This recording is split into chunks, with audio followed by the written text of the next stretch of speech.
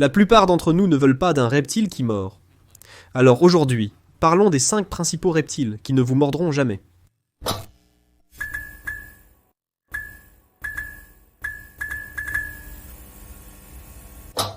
Vous avez adoré Frankie dans le dernier épisode, alors Frankie l'iguane à Banks de Fidji est de retour.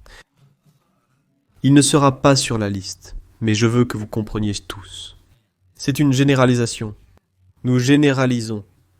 Il y a toujours des exceptions, et tout ce qui a une bouche peut mordre. Tout. Chatte, chien, cochon, oiseau, femme, enfant, tout ce qui a une bouche peut et pourrait vous mordre. Mais ce sont les 5 qui sont vraiment improbables dans leur espèce. Commençons par le numéro 5, le plus susceptible d'être une exception, mais probablement pas. Les 5 à langue bleue. Les 5 à langue bleue sont le rêve de la plupart des gardiens de reptiles. C'est une espèce emblématique, une belle petite pomme de terre, de courtes petites jambes minuscules. Et puis bien sûr, simplement magnifique parce qu'il a cette langue bleue. Ensuite, la langue bleue est une démonstration de menace pour les prédateurs. Il dit « Je suis grand et effrayant ». Je suis venimeux. Ils ne le sont pas d'ailleurs, bien sûr, je suis toxique. Aussi non toxique, d'ailleurs, mais ils peuvent être timides. En captivité, s'ils sont timides, ils ne montreront généralement pas leur langue bleue avant d'essayer de vous mordre. Ils essaient simplement de vous échapper. J'ai 2 animaux de compagnie incroyables, Steve et Irwin, que j'aime énormément. Ils sont géniaux. J'ai un Australien et un Indonésien. L'Indo est plus grand. Bien que généralement, les Australiens vont être plus grands. Parfois, ils peuvent atteindre jusqu'à 30 pouces, peut-être des exceptions. Le plus grand Erwin mesure 32 pouces, alors que Steve est beaucoup plus court, donc cela dépend de l'espèce. Selon l'espèce, si vous avez un environnement humide, prenez un dragon d'eau indonésien. Si vous avez un environnement sec, prenez un australien. Ils sont omnivores, donc vous pouvez les nourrir d'escargots, de légumes verts, de vers de terre, de grillons et d'autres aliments variés. J'adore ça chez le mien. La chose est qu'ils n'auront pas de chair humaine au menu. Pour la plupart, en général, ils ne seront vraiment pas comme ça. Les bébés peuvent parfois être capricieux et vouloir vous manger. Quand j'ai eu Steve pour la première fois, mon 5 à langue bleue australien, il était plus enclin à mordre qu'Erwin ne l'a jamais été, mais j'ai eu Erwin à l'âge adulte. Cela dépend vraiment, avec des exceptions. Gardez cela à l'esprit.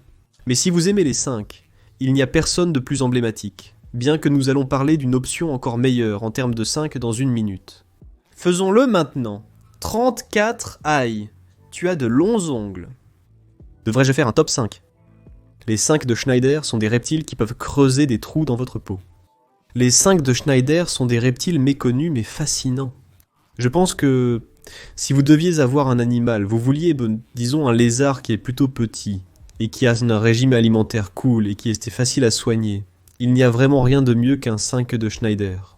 J'ai eu ces gars sur un coup de tête. Je me préparais à me procurer un 5 à langue rose, bien qu'il soit très différent. Et j'ai vu, je les ai vus. J'ai vu des 5 de Schneider disponibles dans une petite annonce, et ils sont vraiment proches. Et puis j'ai remarqué que toutes les personnes dans l'annonce, ou les 2 personnes qui avaient l'annonce, les tenaient. Et ils étaient juste super détendus. Alors j'ai commencé une petite enquête pendant les jours suivants, et puis j'ai contacté les personnes qui les vendaient. Les vendeurs ont dit que les animaux étaient très détendus. L'espèce est généralement ainsi, mais les nôtres sont particulièrement manipulables, car nous les manipulons constamment. J'ai donc décidé d'aller les chercher. Ils préfèrent un environnement plutôt sec, et ils ont un type de scalation cool. Leurs écailles ont une sensation unique et intéressante. Ils sautent hors de l'enclos parce qu'ils veulent être sur moi. C'est comme si je comprenais que je suis celui qui apporte la nourriture et la chaleur. Mais on dirait presque qu'ils vous aiment. Ils sont un peu comme un Golden Retriever, en ce sens qu'ils veulent toujours de l'affection et de l'attention.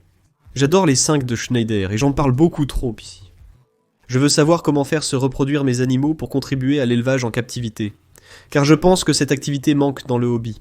Ils sont hilarants, et j'ai hâte d'en voir plus disponibles. Je pense qu'ils deviendront un incontournable dans le hobby des reptiles. Si vous avancez rapidement d'environ 5 ans, tout le monde les connaîtra. Tous voudront les avoir. Si vous en avez l'opportunité et êtes prêts, cela pourrait être le bon pour vous. Maintenant, cela semble évident. Je veux dire, les grenouilles d'art, bien sûr, elles pourraient vous mordre, mais vous, genre, elles ne peuvent même pas manger de grillons. La plupart d'entre elles. La majorité ne peut même pas manger de grillons, car ils sont trop gros pour leur bouche. La majorité de ces grenouilles d'art se nourrissent uniquement de mouches des fruits, qui sont très petites. La taille dépend de l'espèce de grenouille d'art choisie. Certaines vont manger de minuscules mouches des fruits, Bébés, elles mangeront des colamboles, car même les mouches des fruits sont trop grandes, extrêmement petites. Elles ne présentent aucun risque de morsure. Et même si elles vous mordaient, vous ne le remarqueriez probablement pas. Mais il y a tellement de choix, tellement d'espèces et de lieux. Si vous voulez une rouge, si vous voulez une jaune, si vous voulez une verte, si vous voulez une bleue, il y en a tellement à choisir. J'ai de nombreuses espèces différentes dans cette grande enceinte sur laquelle nous allons réaliser la prochaine vidéo prochainement. J'en ai un tas là-dedans et ils cohabitent avec des grenouilles arboricoles, aux yeux rouges parce qu'ils ne vont pas se manger entre eux, et il y aura de grands serpents. J'ai hâte de vous montrer. Ça va être tellement cool. Pour les grenouilles d'art avec un appel triant vraiment fort, optez pour une espèce comme le Phyllobates terribilis. Si vous en voulez une qui ne fait presque aucun bruit. La plupart des Tinctorius ne feront pratiquement aucun bruit, comme un bourdonnement. Si vous voulez quelque chose qui est moins cher qu'un terribilis plus petit, mais qui va appeler comme un fou, obtenez un nouveau Faga pumilio, ou pour une option encore moins chère, optez pour un Santa Isabella. J'ai dû déplacer les miens dans l'autre pièce, parce qu'ils appellent sans arrêt. Je les ai en fait obtenus pour l'appel. J'adore l'appel, j'adore leur son. Cela donne l'impression d'être dans une jungle, comme si j'étais à nouveau au Costa Rica tous les jours quand je descends vérifier ma salle de reptiles. Dans l'ensemble, ils ne sont vraiment pas si difficiles tant que vous pouvez fournir un environnement très humide et moite. Maintenez un environnement très humide pour éviter que vos plantes ne meurent. C'est idéal si vous aimez les plantes. Les boas en caoutchouc sont probablement la deuxième meilleure espèce à avoir dans un enclos planté après celle-ci. Les boas en caoutchouc sont un sujet dont j'ai parlé sur la chaîne il y a longtemps. Merci beaucoup aux abonnés OG, je l'apprécie. Vous connaissez certainement ces gars. Les boas en caoutchouc sont l'un des seuls boas nord-américains, l'autre étant le boa rosé. Maintenant, les boas en caoutchouc viennent de la partie nord, tandis que les boas rosés viennent de la partie sud de ce continent. Donc, si vous étiez, disons, en Colombie-Britannique, au Canada, et que vous voulez voir un boa, vous pouvez littéralement sortir dans certains endroits. On les trouve en Oregon, et dans des lieux similaires, mais ils préfèrent les endroits frais. Une photo montre même l'un d'eux se prélassant près de la neige. Je ne vous conseille pas de mettre votre boa en caoutchouc dans la neige. Ça ne se terminera pas bien, croyez-moi. Mais ils sont tellement cool.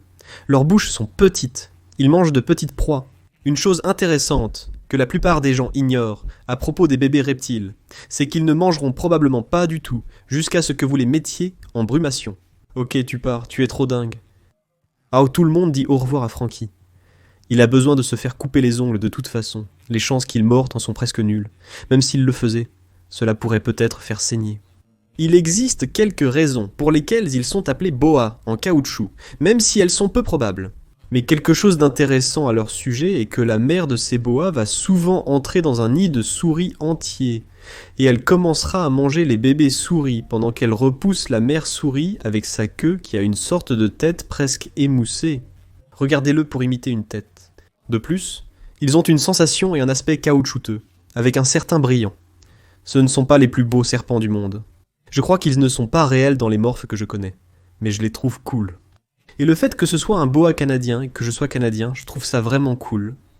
De plus, ils sont petits, mesurant entre 53 et 66 cm environ. Donc, vous pouvez les garder. Et vous savez quoi ? Une enceinte de 20 gallons, si vous le souhaitez. Donnez-leur une enceinte plus grande, si vous le souhaitez. Ils ne vont pas bouger beaucoup, mais ils sont faciles, aérés et vraiment cool. Je les adore et pense qu'ils devraient être plus populaires. Et en première position, le reptile qui ne vous mordra pas. Celui-là m'a surpris. Dragon à cornes de montagne. Les caniches standards sont grands, suivis des mini et des jouets. C'est pareil pour ces gars. Si vous voulez un grand, optez pour les capras. C'est ce que vous voyez ici. Si vous voulez un lapidogaster, qui sont ceux que je garde, ils sont nains. Ils sont très petits, comme 8 pouces. Mes poissons atteignent environ 4 à 5 pouces de longueur, ce qui est relativement petit, comparé à la taille maximale de leur espèce. Mais ils sont arboricoles. Ils aiment l'eau, mais l'eau doit être en mouvement. Ils sont géniaux, car si vous choisissez les plus petits et aimez les plantes, vous pouvez avoir un enclos planté, qu'ils ne détruiront pas. Leur régime est simple. Lancez quelques grillons. Bam, bam. Bob, c'était votre oncle. Ils n'ont pas besoin de température et d'humidité très spécialisée, c'est facile. Ils sont originaires du sud-est de l'Asie. Donc tout là-bas a l'air plutôt cool, je veux dire. Certains des colodies là-bas ont l'air incroyables. Je ne peux rien dire de mal sur les dragons de Manorn. Et je parie que vous non plus. Alors faites-moi savoir dans la section des commentaires ci-dessous quel reptile vous pensez être le moins susceptible de mordre et appuyez sur le bouton j'aime et abonnez-vous pendant que vous y êtes, si ça ne vous dérange pas. Comme toujours, un grand merci aux supporters de Patreon. Vous les gars, obtenez des vidéos en avance, des réductions sur les marchandises. Vous avez des tête-à-tête ? J'adore ça. J'en ai 3 demain, j'ai hâte. Tout cela pour aussi peu qu'$1 par mois, c'est tout. Je publie 2 vidéos par semaine. À la prochaine.